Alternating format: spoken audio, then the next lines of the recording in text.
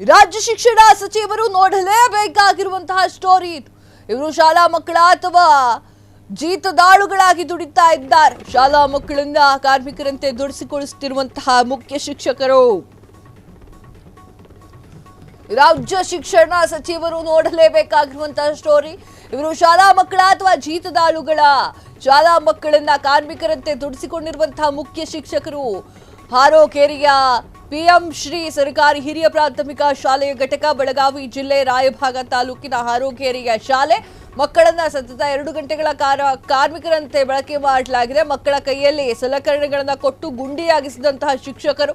ಮುಖ್ಯ ಶಿಕ್ಷಕಿ ಸಿಬಿ ಮಂಡರಕಿಯಿಂದ ಮಕ್ಕಳ ಹಕ್ಕು ಉಲ್ಲಂಘನೆ ಕಾಯ್ದೆ ಶ್ರಮದಾನದ ಹೆಸರಿನಲ್ಲಿ ಮಕ್ಕಳನ್ನ ಆಳುಗಳಂತೆ ಬಳಸಿಕೊಂಡಿರುವಂತಹ ಶಿಕ್ಷಕಿ ಬಿಇಒ ಗಮನಕ್ಕೆ ತಂದ್ರು ಏನು ಪ್ರಯೋಜನ ಆಗ್ತಾ ಇಲ್ಲ. ಮುಖ್ಯ ಶಿಕ್ಷಕಿ ಸಿಬಿ ಮಂಡರಕಿ ವಿರುದ್ಧ ಆಕ್ರೋಶಗಳ ಸ್ಫೋಟ. ಎಸ್ ವೀಕ್ಷಕರೇ, ಮಕ್ಕಳು ಕಾರ್ಮಿಕರಂತೆ ದುಡಿತಾ ಇರುವಂತಹ ಘಟನೆ ನಡೆದಿದೆ. ಇದು ಮಕ್ಕಳ ಒಂದು ಕಾರ್ಮಿಕರಂತೆ ದುಡಿಸಿಕೊಳ್ಳುವುದನ್ನು ಖಂಡನೆ ಮಾಡಲಾಗಿರುವಂಥದ್ದು.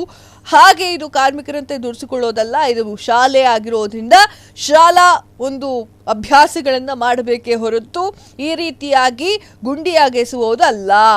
ಇದು ಮಕ್ಕಳ ಹಕ್ಕು ಉಲ್ಲಂಘನೆ ಆಗುತ್ತೆ. ಸ್ವಾಮಿ, ಇದೆಲ್ಲ 20 ವರ್ಷಗಳ ಹಿಂದೆ ಯಾಕಿರಲಿಲ್ಲ? ನಾವು ಕೂಡ ಈ ಕೆಲಸಗಳನ್ನು ಮಾಡಿದ್ದೀವಿ. ಶನಿವಾರ ಬಂತು ಅಂದರೆ ನಮಗೆ ಇದೇ ಕೆಲಸ ಆಗಿತ್ತು. ನೀವೆಲ್ಲ ಓದಿದಿರೋ ಇಲ್ಲೋ, 90s ಕಿಡ್ಗಳಿಗೆ ಇದರ ಪರಿಚಯ ಇರುತ್ತೆ.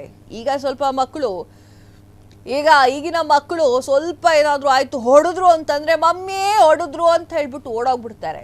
ನಮ್ಮ ಕಡೆಗೆಲ್ಲ, ನಮ್ಮ ಶಾಲೆಗಳಲ್ಲೆಲ್ಲ ಬರೇ 1 ದಿನ ಬಿದ್ದಿಲ್ಲ ಅಂತಂದ್ರೆ ನಮ್ಗೆ ಖುಷಿ. ಅದು ಈಗಿನ ಮಕ್ಕಳು ಸ್ವಲ್ಪ ನಾಜೂಕಾಗಿದ್ದಾರೆ, ಇನ್ನೂ ಶ್ರಮದಾನವನ್ನ ಮಾಡಿದ್ದಾರೆ ಎನ್ನುವಂಥದ್ದು. ಎಸ್ ವೀಕ್ಷಕರೇ, ಎಲ್ಲರೂ ಕೂಡ ಶ್ರಮದಾನವನ್ನ ಮಾಡ್ತಾರೆ. ಆದರೆ ಇದು ಈಗ ಮಕ್ಕಳ ಹಕ್ಕು ಉಲ್ಲಂಘನೆ ಆಗುತ್ತೆ. ಬಟ್ 20 ವರ್ಷದ ಹಿಂದೆ ದೇವರಾಣೆ ಹಿಂಗಿದ್ದು ಯಾವುದು ಇರಲಿಲ್ಲ. ನಾವು ಕೂಡ ಇದೆಲ್ಲ ಕೆಲಸವನ್ನು ಮಾಡಿದ್ದೇವೆ. ನಾನು ಯಾರನ್ನೂ ವಹಿಸ್ಕೊಂಡು ಬರ್ತಾ ಇಲ್ಲ. ನನ್ನ ಒಂದು ಕನ್ನಡ ಶಾಲೆಯ ದಿನವನ್ನ ಯೋಚನೆ ಮಾಡಿ ಮಾತನಾಡ್ತಾ ಇದ್ದೇನೆ. ಹಾಗೆ 90s ಕಿಡ್ಸ್ ಯಾರಿದ್ದಾರೋ ಅವರಿಗೆಲ್ರಿಗೂ ಕೂಡ ಇದು ಪರಿಚಿತವಾಗಿರುತ್ತೆ. ಗಿಡ ನೆಡಬೇಕು ಅಂತಂದ್ರೆ ನಾವೇ ಅಗಿಬೇಕು, ಶೌಚಾಲಯವನ್ನ ಕ್ಲೀನ್ ಮಾಡಬೇಕು ಅಂದ್ರೆ ಇವತ್ತು ನಾನಾದ್ರೆ ನಾಳೆ ಇನ್ನೊಬ್ಬ, ಸೊ ಹಿಂಗೆ ಪಾಳಿ ಹಚ್ಕೊಂಡು ಕೆಲಸವನ್ನ ಮಾಡ್ತಾ ಇದ್ವಿ. ಬಟ್ ಈಗ ರೂಲ್ಸ್ ಹಾಗೆಲ್ಲ ಇಲ್ಲ. ಸೊ ಆ ಒಂದು ಕಾರಣಕ್ಕೆ ಈಗ ಶಿಕ್ಷಕಿಯ ಕುತ್ತಿಗೆವರೆಗೆ ಬಂದಿದೆ. ಕ್ಷಣ ಕ್ಷಣದ ಸುದ್ದಿಗಳಿಗಾಗಿ ಫ್ರೀಡಂ ಟಿವಿ ಸಬ್ಸ್ಕ್ರೈಬ್ ಮಾಡಿ, ಲೈಕ್ ಮಾಡಿ ಹಾಗೂ ಫಾಲೋ ಮಾಡಿ.